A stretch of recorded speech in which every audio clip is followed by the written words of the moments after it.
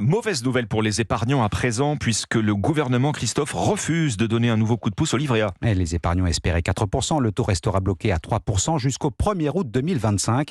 Avec une inflation à 4,5% en rythme annuel, cela signifie une perte d'argent. L'autre annonce concerne l'utilisation des fonds récoltés. Conséquence de l'adoption de la loi de programmation militaire dont on vous parlait en début de journal. Le livret A va financer en partie l'industrie de défense, Barthélémy Philippe. Eh bien oui, avec le livret A et le livret de développement durable et solidaire, une fraction de l'épargne ira vers les PME de la défense. Thomas Gassilou, président de la commission défense à l'Assemblée nationale. Le but, c'est de donner une impulsion au secteur bancaire pour les pousser à s'intéresser au financement des entreprises de défense. C'est un secteur qui a parfois mauvaise presse. C'est plus simple de financer des panneaux solaires que des chars. Pour autant, l'un et l'autre sont des conditions de la durabilité de notre société. Et c'est une petite révolution pour le livret A, mais qui ne change rien au fait que 60% de l'encours est réservé à la construction de logements sociaux.